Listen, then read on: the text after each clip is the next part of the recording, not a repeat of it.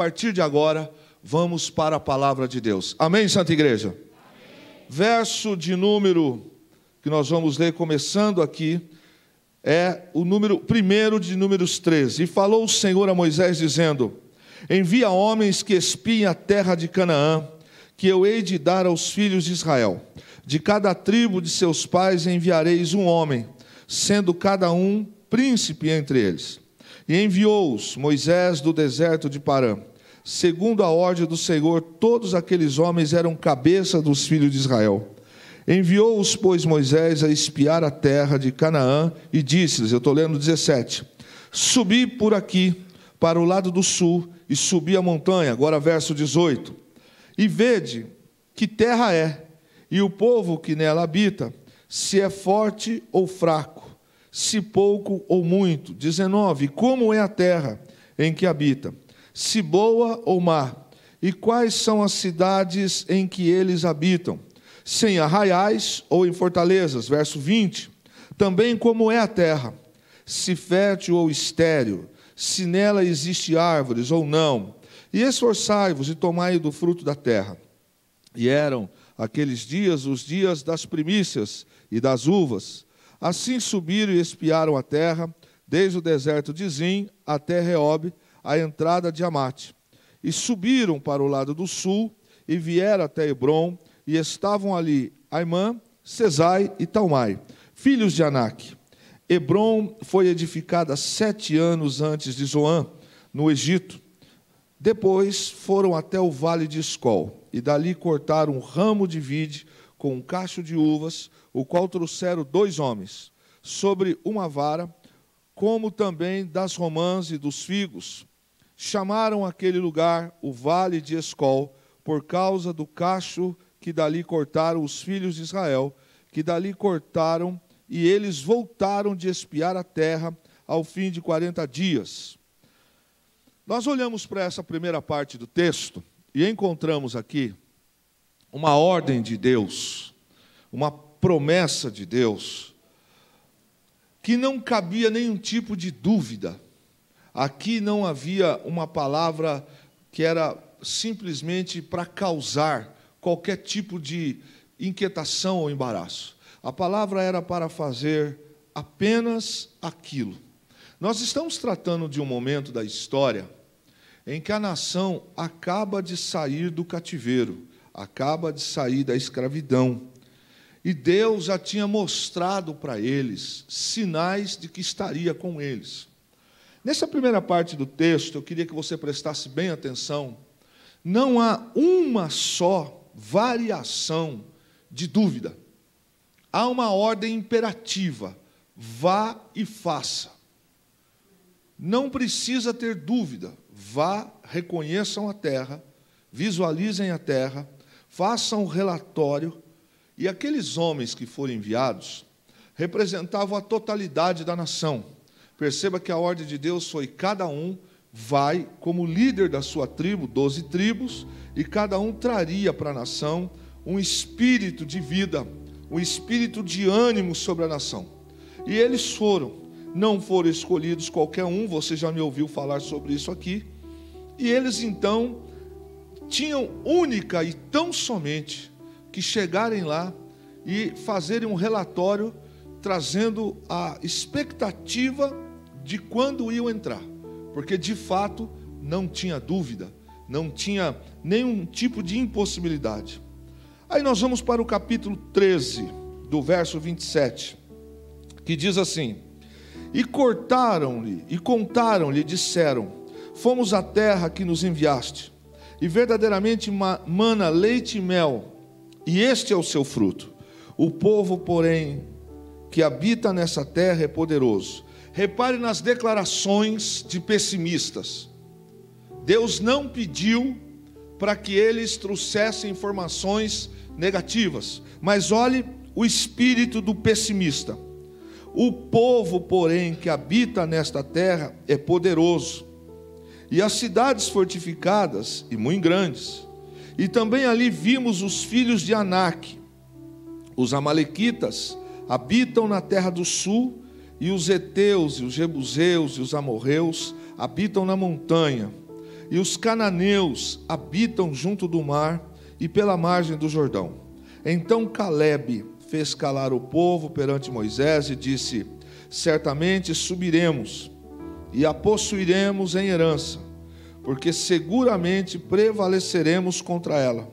Porém os homens que com ele subiram disseram: não poderemos subir contra aquele povo, porque é mais forte do que nós. E infamaram a terra que tinham espiado, dizendo aos filhos de Israel: a terra pela qual passamos a espiá-la é terra que consome os seus moradores. E todo o povo que vimos nela são homens de grande estatura. Também vimos ali gigantes, filhos de Anak, descendentes dos gigantes, e éramos aos olhos deles como gafanhotos, e assim também éramos aos seus olhos. Perceba que, só para lembrá-lo, o relatório de 10 não foi uma palavra de ânimo, não foi uma palavra de estímulo. Perceba que você encontra, do verso 27 até o final, 4 declarações afirmativas de desânimo, de palavra de derrota. Eles dizem: a terra é poderosa, o povo que habita lá é povo terrível. Eles dizem: as cidades são muito fortes. Eles estão dizendo: nós não vamos conseguir entrar lá, o povo que está lá é mais forte que nós. Eles dizem assim: nós vimos os filhos de Anak. Eles estão referindo-se a uns antecedentes a Golias, que eram homens de grande estatura, e que tinham esses homens, alguns deles, dentro do seu território, Israel deveria de atravessar por lá. Eles vão até lá, veem esses homens, veem as tribos desses homens, e eles começam a trazer uma palavra sobre o grupo, e ainda não para por aí. Eles dizem: olha, e é pior, além de todas essas dificuldades, ali habitam os amalequitas, heteus, jebuseus, amorreus, os cananeus, além daqueles que estão pela margem do Jordão. Ou seja, Deus errou, Deus falhou, Deus nos enganou, Deus nos iludiu. Eu fiquei pensando nesse texto, nesses últimos dias, como que para algumas vozes nós damos mais crédito do que para a voz de Deus. Às vezes, uma palavra de derrota entra no nosso coração, quando uma palavra que vem do coração de Deus, por exemplo, num culto, a gente não acredita. A gente prefere acreditar que vai morrer, a gente prefere acreditar que vai ficar sozinho, a gente prefere acreditar que nós não vamos prosperar, do que acreditar naquilo que Deus prometeu.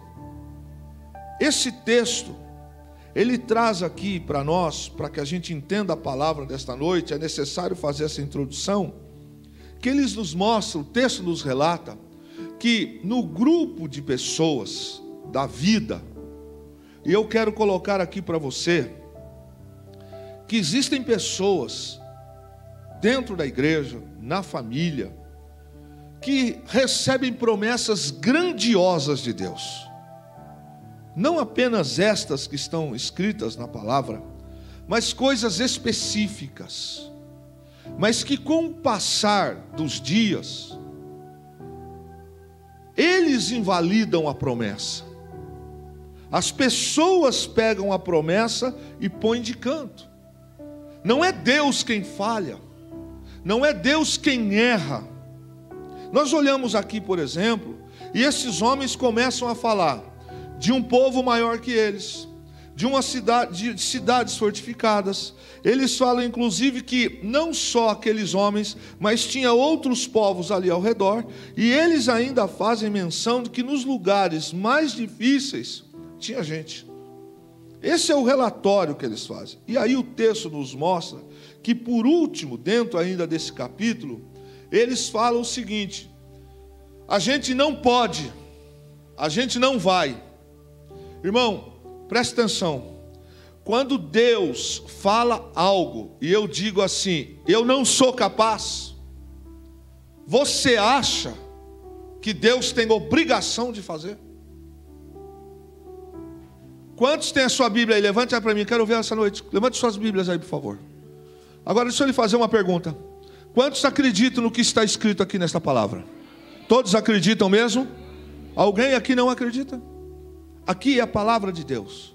Só que nós recebemos a palavra de Deus para a nossa vida. Mas amanhã, segunda-feira, dia 23 de agosto, nós vamos ter que enfrentar amalequitas. Nós vamos ter que enfrentar o povo que é lá do Jebus. Nós vamos ter que subir montanha. Nós vamos ter que enfrentar os filhos de Anak. Os filhos de Anak, para mim, pode ser uma coisa, para o Senhor outra coisa. Mas a gente vem para um culto, ou nós servimos a Deus, e eu nunca consegui achar num texto bíblico, de Gênesis a Apocalipse, o povo de Deus recebendo vitória sem ter que lutar por ela. Em todas houve regras, houve princípios a serem cumpridos, houve combate, houve necessidade de unidade, mas todos os que creram, todos os que se submeteram, o Senhor os colocou lá. Mas agora nesse texto, na parte da história, acontece um negócio terrível, porque os que deveriam de estimular, eles trazem um desânimo. A minha pergunta para você, e nós vamos caminhar até o final da mensagem, é assim: para quem era a promessa?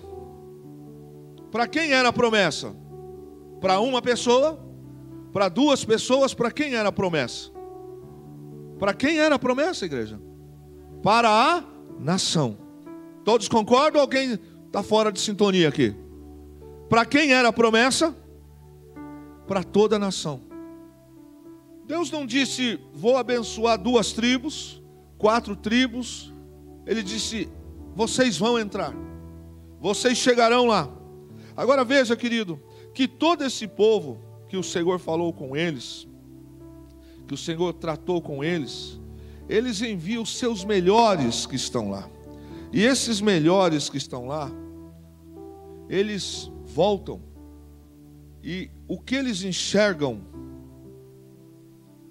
é maior do que a fé. Que também não é essa a palavra para esta noite. O que eles enxergam é dificuldade, são lutas. O que eles enxergam são gigantes, o que eles enxergam são muralhas, o que eles enxergam são impossibilidades. Vá comigo para o capítulo agora 14. Verso 1: Então toda a congregação levantou a sua voz, e o povo chorou naquela noite. Que noite era essa? A noite após o relato dos espias.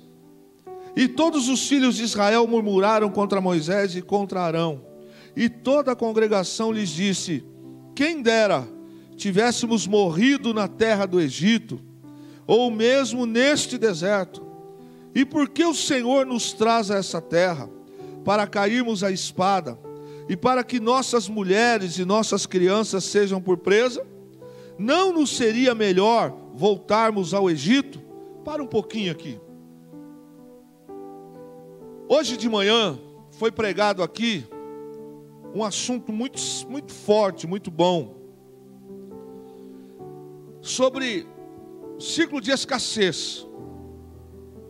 Aqui nesse texto, as pessoas estão dizendo que viver aquela vidinha lá atrás, que viver aquela situação lá de trás, era melhor do que lutar pela promessa. Eles estão dizendo que está ruim, mas está bom. Eles estão dizendo que apesar do que Deus mostrou para eles, e não é pouca coisa, irmãos, traz à sua memória Deus abrindo o Mar Vermelho e fazendo Israel passar a pé seco. Eu não vi um negócio desse na vida ainda. O máximo que eu já vi foi num filme. Nada mais do que uma ação cinematográfica. Só que aquele povo não viu isso num filme. Aquele povo viu isso ao vivo e a cores. Então não tinha porquê, não há porquê não acreditar, não tomar uma decisão, não se fortalecer. Mas olhe qual é o espírito que está sobre essas pessoas. Eles disseram o seguinte: primeiro, Deus se enganou e você, líder, também está enganado. Terceiro, eles estão dizendo, era melhor a gente morrer no Egito. Melhor ficar lá. Só porque Deus falou para eles espiarem a terra. Olha que esse povo já tinha feito algumas coisas terríveis. Verso 4. E diziam uns aos outros: constituamos um líder e voltemos ao Egito. Então Moisés e Arão caíram sobre os seus rostos perante toda a congregação dos filhos de Israel. E Josué, filho de Num, Calebe, filho de Jefoné, dos que espiaram a terra, rasgaram as suas vestes e falaram a toda a congregação dos filhos de Israel, dizendo: a terra pelo qual passamos espiar é uma terra muito boa. Se o Senhor se agradar de nós, então nos porá nessa terra, e nos dará terra que mana leite e mel. Tão somente não sejais rebeldes contra o Senhor, e não temais o povo dessa terra, porquanto são eles nosso pão. Retirou-se deles o seu amparo, e o Senhor é conosco, não os temais. Mas toda a congregação disse que os apedrejassem. Porém a glória do Senhor apareceu na tenda da congregação a todos os filhos de Israel. Verso 20 comigo. E disse o Senhor: conforme a tua palavra lhe perdoei. Porém, tão somente como eu vivo, e como a glória do Senhor encherá toda a terra, e que todos os homens que viram a minha glória e os meus sinais que fiz no Egito e no deserto, e me tentaram estas 10 vezes, e não obedeceram a minha voz, não verão a terra que a seus pais jurei.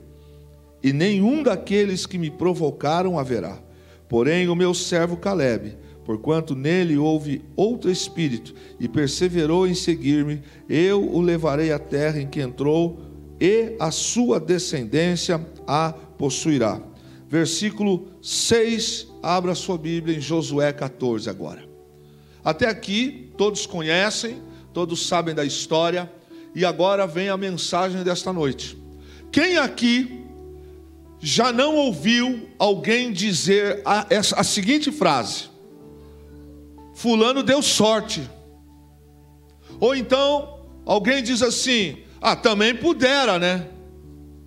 O cara tem o pai que tem.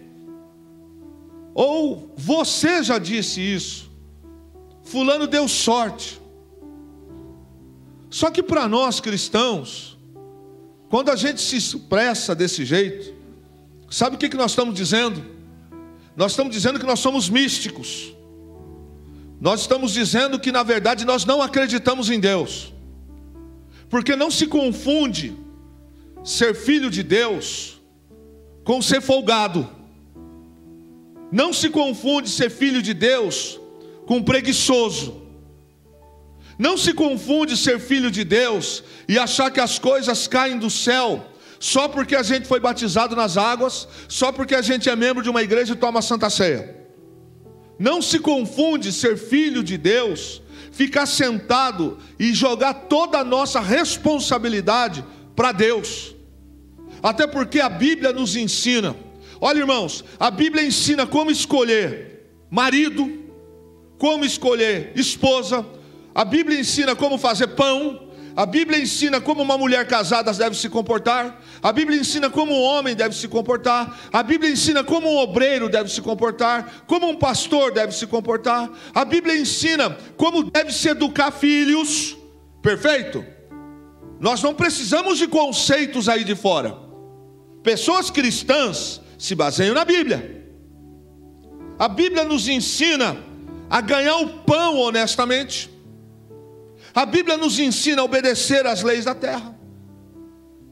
A Bíblia é perfeita. Agora, dentro de tudo isso que a Bíblia diz, tem um versículo que Jesus disse, e eu quero pegar o gancho para trazer essa reflexão para nós pensarmos. Jesus não disse assim: orai e vigiai. Jesus disse: vigiai e orai. Todos concordam? Quem está comigo, diga amém. Você não vai encontrar essa expressão que é falta talvez de percepção. Eu vejo pessoas falando assim: orai e vigiai. Não foi isso que Jesus falou. Muda tudo. Inverter as coisas muda tudo. Jesus disse assim: vigia e ora. Por quê? Não adianta eu orar se eu não vigio. Vigie no quê? Na vida. Se eu não vigio na minha vida. Esse vigiar significa aplicar-se a dar-se à prática de algumas coisas. Por exemplo, uma pessoa que sabe que o seu carro está com problema e pode dar um problema na estrada, ele não deve pegar a estrada para viajar sem fazer uma revisão. Mas se ele pega o carro correndo riscos e ele vai viajar 400 quilômetros, não faz revisão dos freios, não troca o óleo, não vê as coisas, ele é irresponsável. Não adianta jogar essa culpa em cima de Deus. Não adianta transferir a responsabilidade. Deus não guardou. Deus te guardou sim. Você tirou carta de motorista. Você aprendeu a fazer prevenção antes.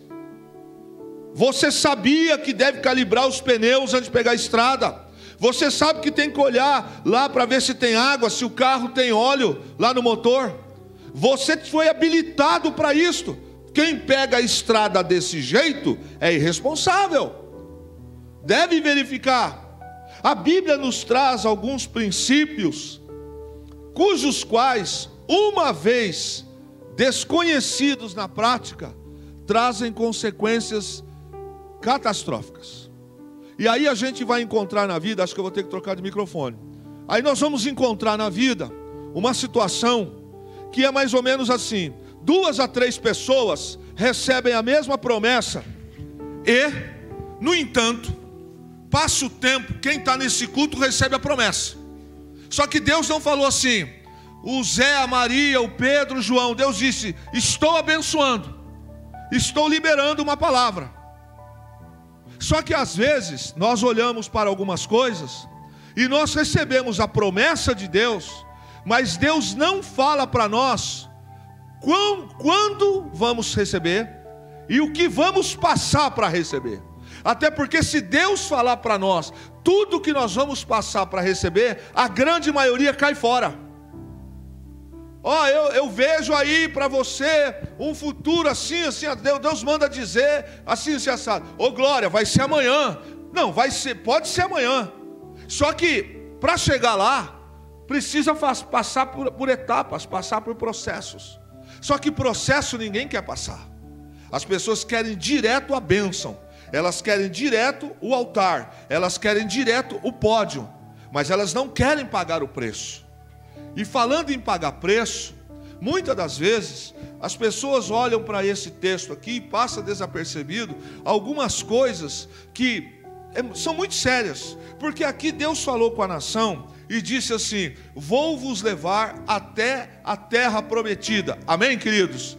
Não há aqui uma acepção de pessoas. Deus não disse: vou levar só a turma A, só a turma B, eu vou levar só o filho de sacerdote. Não, Deus disse assim: vou levar vocês. Acontece que no meio do caminho, você leu comigo que já tinha 10 vezes havido rebelião contra Deus. Agora dessa a coisa foi pior. Josué capítulo 14 verso 6. Então os filhos de Judá chegaram a Josué em Gilgal, e Calebe, filho de Jefoné, o quenezeu, e lhe disse: tu sabes o que o Senhor falou a Moisés, homem de Deus, em Cades Barneia, por causa de mim e ti. 40 anos tinha eu quando Moisés, servo do Senhor, me enviou de Cades Barneia a espiar a terra. E eu lhe trouxe resposta, como sentia no meu coração. Mas meus irmãos que subiram comigo fizeram derreter o coração do povo. Eu, porém, perseverei em seguir ao Senhor meu Deus. Então Moisés naquele dia jurou, dizendo: certamente a terra que pisou o teu pé será tua e de teus filhos em herança perpetuamente, pois perseveraste em seguir ao Senhor meu Deus. E agora eis que o Senhor me conservou em vida. Como disse, 45 anos são passados desde que o Senhor falou esta palavra a Moisés, andando Israel ainda no deserto, e agora eis que hoje tenho já 85 anos, e ainda hoje estou tão forte como no dia em que Moisés me enviou. Qual era a minha força? Então, tal é agora a minha força, tanto para a guerra como para sair e entrar. Agora, pois, dá-me este monte de que o Senhor falou aquele dia, pois naquele dia tu ouviste que estavam ali os anaquins e grandes e fortes cidades. Porventura o Senhor será comigo para os expulsar, como o Senhor disse? E Josué o abençoou e deu a Calebe. Josué 15, e o último texto bíblico que nós vamos ler, versículo 13 a 15. Josué 15. Mas a Calebe, filho de Jefoné, deu uma parte no meio dos filhos de Judá, conforme a ordem do Senhor a Josué, a saber, a cidade de Arba, que é Hebrom. Este Arba era pai de Anaque. E Calebe expulsou dali os 3 filhos de Anaque, Sesai, Aimã e Talmai, gerados de Anak. E dali subiu aos habitantes de Debir, e fora antes o nome Debir, Kiriat Zefer. Deixa eu dizer uma coisa para você, irmão. 45 anos, todo mundo sabe disso, demorou para que Israel recebesse a promessa. Só que quem recebe a promessa não é lá atrás, recebe a promessa quem perseverou. Aí a gente escuta muitas das vezes as pessoas dizer assim: aquela igreja é uma igreja de sorte. Por que de sorte? Eles estão numa posição tal. Olha, aquela família é uma família de sorte. Olha, aquele cara é um cara de sorte, aquela irmã é uma pessoa de sorte. Eu não vejo sorte na Bíblia. O que eu vejo aqui na Bíblia é outra coisa. O que eu vejo aqui na Bíblia é uma pessoa que recebe a promessa e não fica ouvindo bobagem no meio do caminho e vive pela promessa. O que eu vejo na Bíblia é Deus dizendo assim: eu sou contigo. O que eu vejo na Bíblia é Deus falando assim: eu venci o mundo, vocês também vão passar por luta, por provações, tem de bom ânimo, que vocês também vão vencer.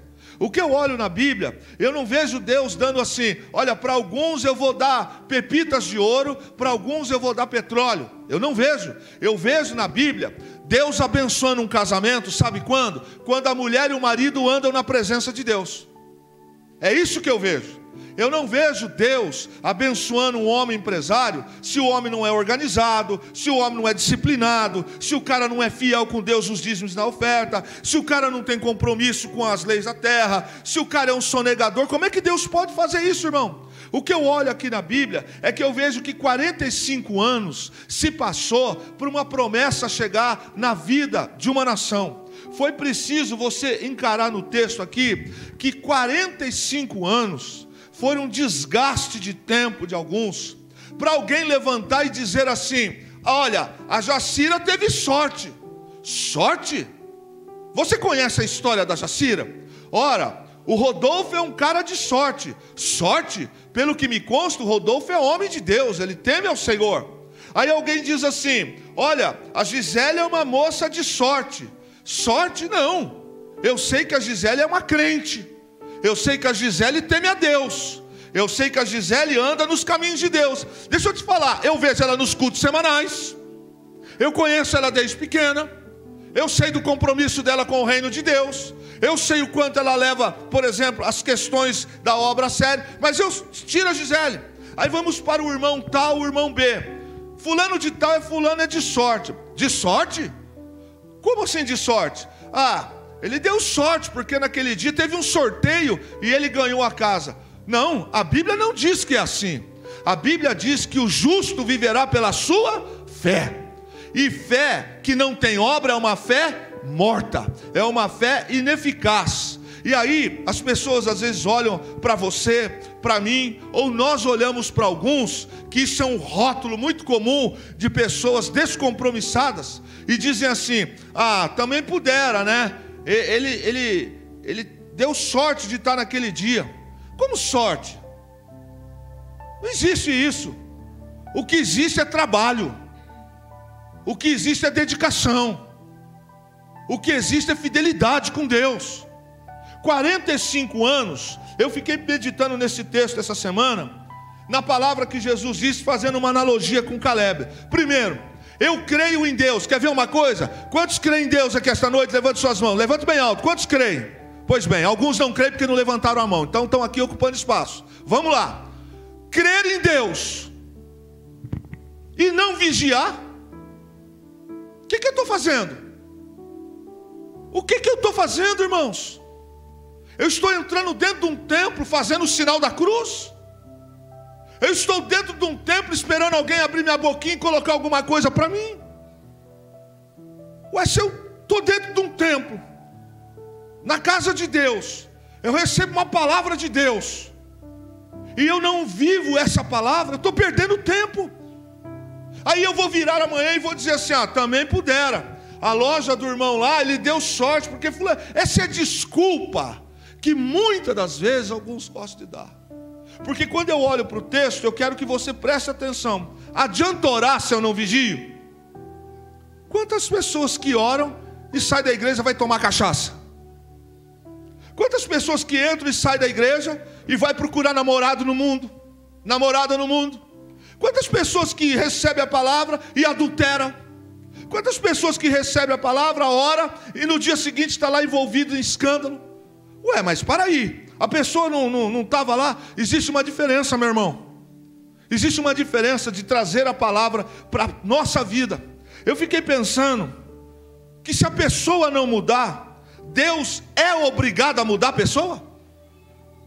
Quem acha que Deus é obrigado a mudar a pessoa? Alguém aqui já encontrou na Bíblia um versículo que justifique esta prática antiteológica, dizendo o seguinte: fulano não quer Jesus, ele não quer receber a palavra, a gente vai botar a mão na cabeça dele e ele vai mudar a mente dele. Alguém já viu um texto desse da Bíblia? Não existe, isso é magia, isso é encantamento, isso é misticismo. Eu vou orar, você vai orar, nós vamos buscar ao Senhor para que Deus possa gerar uma situação na vida dessa pessoa, colocar alguém no caminho dessa pessoa. Mas escute bem, meu irmão, isso aqui é igual pai e mãe. A gente ensina os nossos filhos, ensina no caminho que devem andar, mas um dia eles vão crescer, e aí eles vão escolher o que eles querem fazer. Se escolherem o caminho errado, não é por falta de orientação, não é por falta de ensino, eles receberam a instrução. Quem está comigo, diga aleluia. Deus erra. Quem acha que Deus tem obrigação de mudar o coração de uma pessoa? Você só vai encontrar um texto desse quando Deus quer repreender, por exemplo, a nação, e ele fala: Nabucodonosor, meu ungido. Significa que Deus está usando um ímpio para corrigir a nação. Mas você não vai encontrar Deus fazendo magia na cabeça de ninguém para a pessoa recebê-lo, para a pessoa aceitá-lo. Deus não tem obrigação de mudar ninguém. Ou nós recebemos Jesus como Salvador da nossa alma, ou nós somos religiosos. Nós entraremos dentro do templo, tomaremos santa ceia, poderemos ir para o inferno, porque se não aceitarmos Jesus, como a Bíblia diz que tem que ser, de todo o coração, se mantivermos coisas escusas, erradas em nossa vida, perdemos 30, 40 anos e poderemos não ser salvos. A questão é a seguinte, meus irmãos: desde quando Deus dá uma promessa e Deus tem que empurrar para receber a promessa? Durante muitos anos, quem aqui tem mais de 50 anos, ouviu uma frase assim, na minha geração, nos anos 90 para 2000: quem tem promessa não morre. Quem aqui já ouviu essa frase? Agora eu te pergunto: os filhos de Arão tinham promessa? Nadab e Abiú, sim ou não? Tinham. E por que morreram? Porque levaram fogo estranho para o altar. Os filhos do profeta Samuel tinham promessa? Tinham promessa. Por que foram destituídos do sacerdócio de juízes? Porque quebraram a aliança com o Senhor. Olhe para a Bíblia, e a Bíblia nos faz pensar que às vezes é mais fácil tirar uma pessoa do Egito do que tirar o Egito de dentro dessa pessoa. Você prega para ela mudanças. Por exemplo, hoje pela manhã, quem esteve aqui de novo, levante as mãos. Tomara que quem ouviu a palavra mude, né? Tomara que mude. Tomara que eu, como homem, me posicione. Tomara que as esposas se posicionem. Porque senão vai ser o círculo da escassez. Eu sempre vou estar naquela linha assim, ó. Eu andando, e eu disse hoje pela manhã, a imagem que eu tenho do círculo de escassez é de um cachorro correndo atrás do rabo. Ele nunca vai enxergar o outro horizonte, porque ele só está olhando para o rabo. A gente olha para o texto e vê que Deus trouxe uma promessa para aquela nação. Sabe como que eles se comportaram? Tem que trabalhar? Tem. Vai ter que guerrear? Vai. Vai ter que lutar? Vai. Aí eles dizem, no relato lá atrás, tem filisteu, tem moabita, tem isso, tem aquilo. Você vai ver no final do texto, que nós lemos em 14, que o Senhor disse assim para Moisés, após o relato deles: olha bem, irmãos, como que isso aqui é muito sério. Tira eles daqui, volta com eles para o deserto. Está no final do capítulo 14. Volta com eles para o deserto. Prestou atenção no texto? Porque ali tem moabita, tem jebuseus, e eu ia dar vitória para eles. Eu ia dar. Mas como eles disseram que eles são maiores do que eles. Então agora eles vão voltar para o deserto. Tem hora em que Deus vai nos conduzir para alguns locais, não é porque Deus é ruim conosco, é porque nós muitas das vezes não tomamos posse na palavra. É tão bom chegar aqui no culto, pegar uma palavra e ficar, ó, aleluia, glória a Deus, aleluia. Mas tem que trabalhar, meu irmão, tem que levantar de madrugada, vai ter que tirar meia hora de almoço, às vezes vai ter que dormir 20 minutos, às vezes você vai ter que trabalhar sábado, às vezes você vai deixar de almoçar por um propósito, às vezes você vai entrar num jejum que ninguém da sua casa sabe. Talvez você levante um jejum de sem comer carne, por exemplo, durante 6 meses. É um propósito seu e Deus. Outros que levantam um jejum, outros que entram no mistério com Deus de orar durante 1 ano, 3 da manhã, que não é brincadeira. Levantar 3 horas da manhã para orar e tá com sono, se bobear não levanta.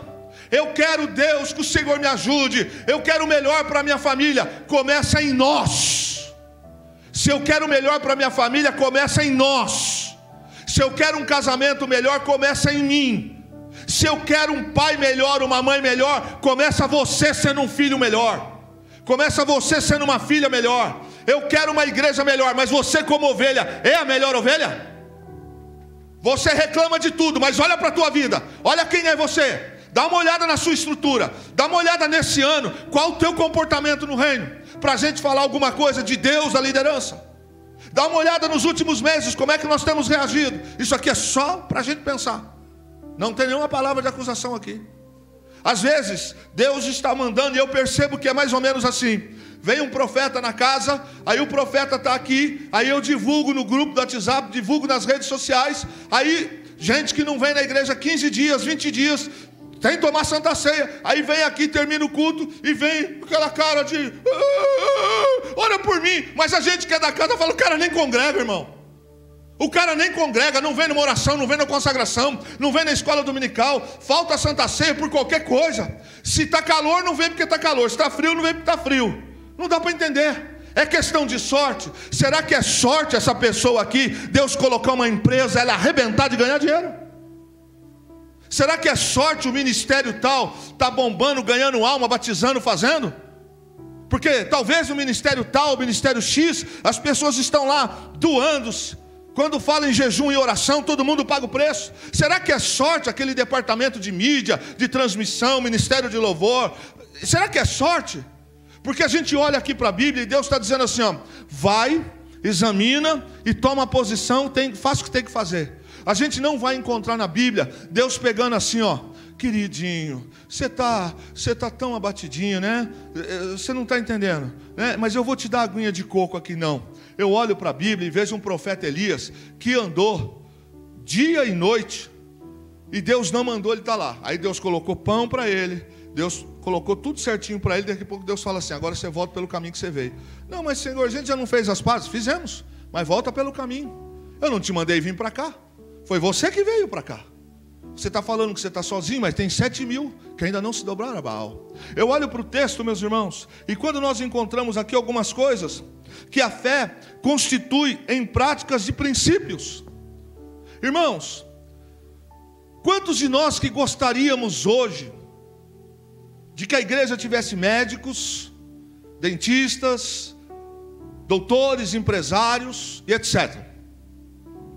Como é que eu trato com meus filhos hoje dentro de casa? Como é que eu me comporto hoje com as coisas dentro de casa? Só para a gente pensar. Eu reclamo, mas aí eu olho para a vida de fulano e de ciclano. Fulano, olha lá, fulano está construindo isso, está construindo aquilo. É sorte, sorte. Eu não encontro sorte na Bíblia. Eu encontro uma palavra de Deus de bênção. Eu encontro Deus dizendo, esforça-te, tem bom ânimo que eu serei contigo. É isso que eu encontro na Bíblia. E eu olho aqui para esse texto e vejo que nunca foi propósito de Deus que Israel caminhasse 40 anos. Quando foi falado isso de manhã, eu falei, então a minha mensagem vai ajudar. Sabe quantos dias era para Israel chegar na terra? 40 dias. Sabe quantos anos demorou para uma geração morrer e nascer outra? 40 anos. Aí eu pergunto para você, quem está comigo aqui, diga aleluia. Foi sorte de Caleb chegar na terra prometida? Quem acha que foi sorte? Foi sorte de Caleb? Será que foi? Será que foi sorte de Caleb receber a herança? Porque até para receber a herança, irmã, ele teve que lutar. Ele teve que subir montanha, porque ele falou, não quero moleza, e lutar com o gigante. Eu pergunto esta noite, será que Deus tem filhos queridos? Será que Deus tem filhos especiais? Será que a bênção é para um e não é para outro? Olha, eu estou vendo aqui no texto que Deus disse uma palavra para a nação, e só 2 chefes de tribo viveram pela fé. Irmãos, viver pela fé não é dizer aleluia. Viver pela fé não é orar em línguas estranhas só não. Viver pela fé não é bater cartão na igreja dia de domingo, não. Viver pela fé tem princípios e práticas.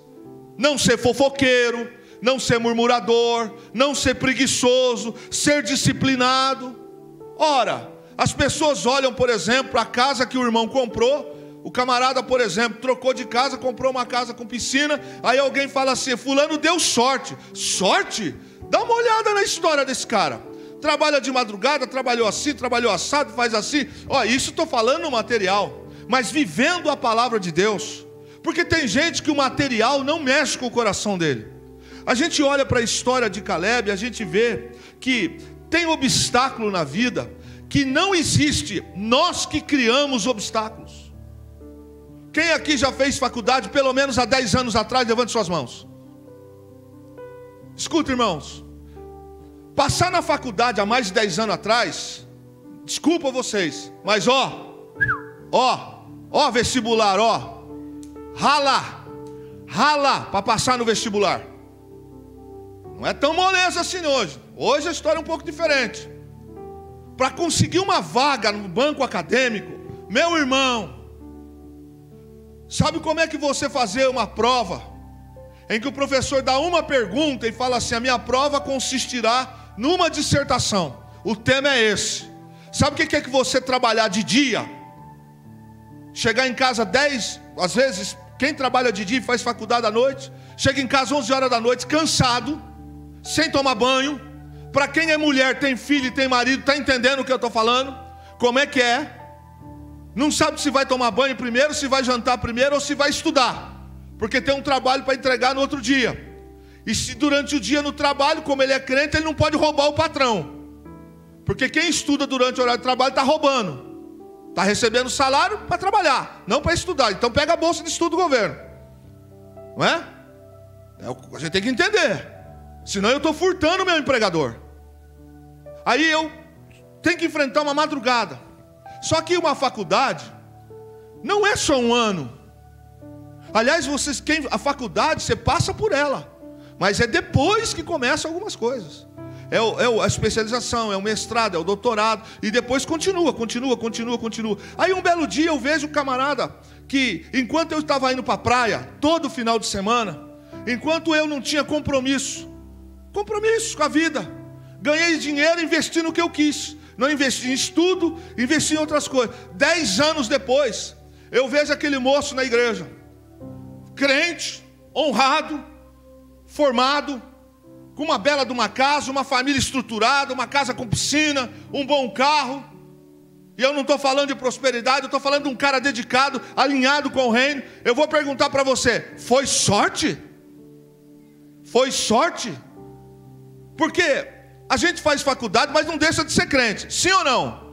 Embora algumas pessoas fazem faculdade, parece que não são crentes. Pelo contrário, é lá que é território que a gente tem que dar testemunho. A pergunta é, foi sorte a pessoa construir um patrimônio? Será que foi sorte daquele irmão ele alcançar um ministério? Será que Deus então tem alguma coisa esquisita na história, que com uns Deus faz uma coisa e com outras Deus faz outra? Perceba que quem abriu o Mar Vermelho não era poderoso para colocar aquela nação em Canaã.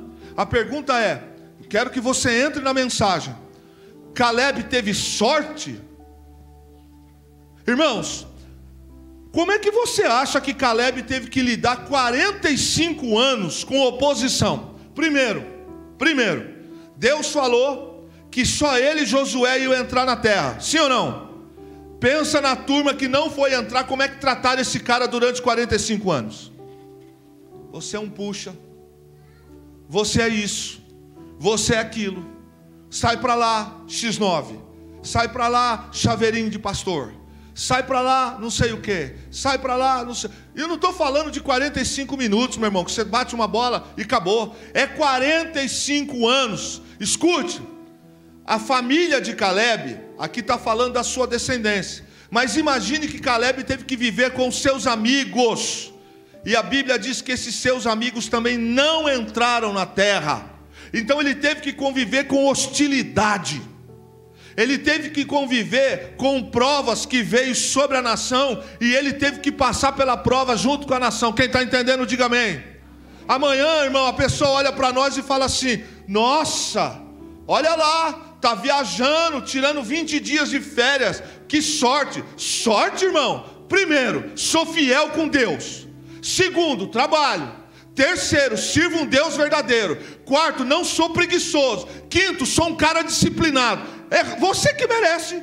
Você merece ganhar o que você está ganhando, viver nessa vidinha que está. Irmão, vai dormir 1h30 durante 5 anos na vida. Vai trabalhar em 3 empregos ao mesmo tempo e ainda tem que pregar, congregar, dirigir igreja. Vai ver como é que é, meu irmão.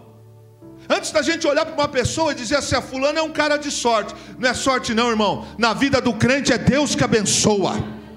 E a Bíblia ensina: vai ter com a formiga, ó preguiçoso. Será que Caleb teve sorte? Josué teve sorte? Eu olho para o texto e vejo que Caleb teve que viver com inveja. Inveja das pessoas. Ah, mas o Theo está ali, né? Faz parte da pá. Ué, mas vai ver as pegadas que eu dou nesse moleque. Você aguenta tomar as pauladas que ele toma? Vê se ele vira a cara, se ele fica de beicinho. Não se ajeita não para ver. Veja o Heitor, com essa fortaleza como é que é. Ô meu irmão, a pegada é Felipe Castro, por exemplo, que não veio hoje de manhã. Como é que funciona o negócio? Daqui 5 anos, nossa, é missionário. Então, querido, mas esse moleque estava lá, rapaz. Tomou burdoada pra caramba. E sabe o que você fazia? Não fazia beicinho, eu chorar na mãe. Não sumia, não dava satisfação, levava a vida no relapso. Namorou tudo. Quando namorou o sapo, porque eu não sabia qual era macho. Namorou todo mundo. Aí está reclamando que a vida é uma desgraça. Mas não buscou no Senhor. Foi buscar a mulher no mundo. Se casando dentro da igreja, às vezes é da BO, porque tem que estar acompanhando. Sabe, irmãos, não é sorte. Quando Deus tem uma promessa na vida da gente, a gente tem que pagar o preço pela promessa, porque a promessa Ele já deu, Ele vai cumprir. Agora, meu irmão, quanto esforço Caleb teve que fazer para não ser derrotado pelo pessimismo? Por exemplo, quem é pai aqui? A turma que é pai há mais de 20 anos, levanta as mãos aí. Pai e mãe, levanta as mãos. Irmãozão, ter filho é gostoso pra caramba, sim ou não? Ah, mas deixa ele passar mal de noite para você levar para o hospital para ver como é que é, o negócio é nervoso. Ah, santo varão, o negócio é tenso. Agora olha para o teu pai hoje, olha para as conquistas que ele teve e vê a história, pensa se é moleza. Aí a gente olha para o texto e vê que Caleb teve que ter esforço. Irmãos, eu não consigo achar uma história na Bíblia do sujeito que recebeu uma promessa hoje e no dia seguinte ele já estava sentado no trono. Eu vejo esforço. Eu fiquei pensando essa semana, quando eu estava estudando para ministrar na quinta, sobre as adversidades do tempo. Conviver com gente negativa, gente que é pessimista, na casa, na família. Ei, vamos fazer quer ver uma coisa aqui? Ó só. Vamos juntar toda a família, vamos fazer a viagem num cruzeiro daqui a 2 anos. Você está louco? Você está louco? Como assim fazer uma viagem no cruzeiro? É caro? Sim, mas se a gente se organizar, disciplinar, gastar com um sapato a menos, um negócio aqui, primeira regra, está em paz com Deus. Por que a gente não pode? A gente pode não ir daqui 2 anos, mas pode ir daqui 3 anos. Ah não, isso aí é coisa para rico. Dá para negociar com uma pessoa dessa, irmão? Dá para você conviver e achar que vai. E sabe o que é pior, irmãos? É quando o marido puxa para um lado e a esposa puxa para o outro. É quando o pai puxa para um lado, o filho puxa para o outro. É quando os teus irmãos carnais olham para você com o olhar dos filhos de Davi. Você é folgado, hein, cara? Você veio aqui só para ver isso aqui. Sabe, irmãos, não é questão de sorte na nossa vida, é questão de bênção de Deus. Viver pela palavra, pagar o preço pela palavra. Qualquer sucesso nessa vida sem Deus não é sucesso, é fracasso. Já conheci muita gente mais perto do que vocês imaginam, que tiveram aqui em cima, ó, aqui em cima, tiveram chácaras, tiveram casas na praia, tiveram um monte de coisa, mas porque inverteram os valores, passaram a não ter tempo mais para a obra de Deus, não tinham mais tempo para os cultos, não tinham mais tempo para a escola dominical, não tinham mais tempo para as consagrações. Do mesmo jeito que cresceu, do mesmo jeito perdeu. Sabe, irmãos, quantas pessoas Caleb teve que ver morrer e ao mesmo tempo se manter vivo para viver na promessa? Alguém aqui já ouviu uma frase assim, ó: você é muito metido. Na nossa família ninguém nunca teve um negócio assim. Como assim metido, cara? Eu não sou metido. Eu creio num Deus que pode tudo. Se eu trabalhar, se eu me dedicar, se eu for fiel ao Senhor. Ué, você acha que eu não mereço? Você acha que você não merece? Mas aí o marido puxa para um lado, passa um vendedor na rua vendendo aqueles tapetes, bacia, escumadeira. Tem 20 escumadeiras em casa. Ela compra mais 5 para pagar no pagamento. Compra Yakult até... Mas quem tanto vai tomar Yakult daquilo lá? Quando a gente é menino, quem vem da época que meu sonho era tomar Yakult de jarra. Ué, irmão, quem aqui tomava Yakult à vontade quando era pequeno? Eu não tomava não, irmão. Danone é só quando ficava doente, irmão. Ué, e é assim mesmo. E a conversa era assim: é do seu irmão. É do seu irmão. É assim, irmão, que funcionava o negócio. Quando um pai da gente falava assim, ó: no dia tal nós vamos levar vocês para comer no restaurante, a gente viu os céus abertos. Ué, porque não tinha essas coisas, não vivia esse tempo. Aí Deus vai e nos abençoa, como nesta noite Deus está dizendo, ó: trabalhe, se esforce, ande comigo, seja fiel, que eu te colocarei isso por cabeça e não por cauda. Quem recebe essa palavra na sua vida, irmão? Eu reclamo que eu só arrumo tranqueiro, mas vai arrumar namorada aonde? Como é que funciona isso? Eu reclamo que eu não tenho oportunidade, mas você anda junto, você paga o preço, você é submisso à palavra, submisso aos seus líderes. Quantos sarcasmos Caleb enfrentou? Quantas guerras com os seus ele teve que lutar por causa deles? Porque é assim que acontece. As pessoas não vivem as promessas com a gente, arruma a guerra e a gente que tem que guerrear com ele. Sim ou não? Geralmente os filhos arrumam confusão. Eu vejo nas portas de cadeia. Eu vejo na porta dos presídios. Sabe quem que no final das contas vai lá visitar o bonitão, a bonitona? Papai e mamãe que ele não ouviu. Quem é que às vezes vende o único lugar que ele tinha para morar, para ajudar a pagar advogado, e nem assim o cara vai se defender? Sabe, querido, nós olhamos para a palavra de Deus. Quantas etapas Caleb teve que passar com o povo, mas sem perder noção do tempo. E a palavra dessa noite é essa: amigão, nunca foi sorte, mas sim fé. Quando alguém olhar para você, porque é fácil, irmãos, mas como é fácil olhar para o seu vestido, para o seu sapato, olhar para o seu violão novo, a sua guitarra nova, olhar para algumas coisas, olhar para você, um talento, alguma coisa, e dizer, é sorte. Sorte não, amigão. Aqui não é sorte não, aqui é fé. Aqui é fé. Eu venho de uma história de família não muito diferente da sua. Quer ver um exemplo? Quem aqui já esteve na porta do crime? Levante suas mãos. Na porta do crime para ser bandido. Tem mais? 2, 3. Tem mais aí que eu conheço alguns aí. Está dando de santinho, mas teu passado te condena. Ué? Vocês acham que se eu não fosse crente eu estava onde? Acho que eu estava onde? Mas o dia Jesus entrou na nossa vida, E o dia que Jesus entrou, a gente teve que abrir mão de companhia errada. A gente teve que escolher algumas pessoas para cortar da nossa relação, porque a gente recebeu uma promessa. Aí alguém vira para o Marcos, doutor Marcos, engenheiro Marcos. Engenheiro Marcos. Eu vi esse engenheiro andando aqui, ó, jogando bola, suando igual um pinto molhado aqui. Qual é o Marco dessa época? Esses dias eu achei uma foto, o Marco aqui assim, ó, ele e o André. Às vezes tinha que separar a briga dessa turma aqui. Engenheiro. É fácil? É não, querido. É não. Tudo tem um preço nessa vida. Nunca foi questão de sorte, mas de fé. E fé implica em andar junto, ouvir a palavra, submeter a palavra, viver pela palavra. Quem entendeu, diga amém. Então repete comigo, amigão. Não, tá fraco, amigão. Nunca foi sorte, mas sim fé. Eu reclamo que a minha casa não está boa. De verdade, irmãos, de verdade. Eu tenho marcado assim algumas coisas assim, eu quero conversar com todo mundo junto, porque vim aqui ouvir uma história. Mas o que você faz para mudar a história? O que você faz para mudar a história? Deus tem promessa para todos nós. Deus tem promessa para todos nós, eu disse. É sorte? Alinaldo está no culto hoje? Dá um sinal, fica aí, esse moço aí. Você é de qual cidade mesmo, filho? Na terça. Hã? Na terça. Fala direito. Alguém já viu falar nessa cidade? Logo ali. Logo ali.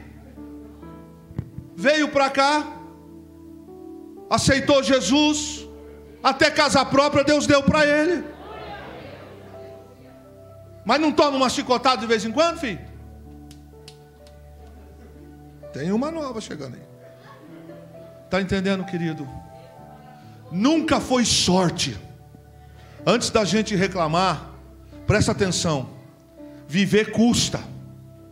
Se você não leva Deus a sério nos princípios, esquece o resto. Você pode ganhar dinheiro, vai perder dinheiro do mesmo jeito que ganhou, porque você não tem raiz. Quem tem raiz não é corrompido por status, por poder, por sexo, por nada. Nós estamos enraizados em Cristo Jesus. Alguém olha para nós e fala assim, é sorte. Sorte não, sorte não. O Jesus que morreu na cruz por mim, morreu por você também. Anda com Jesus, paga o preço. Ele diz assim, comereis o melhor dessa terra. Fica em pé.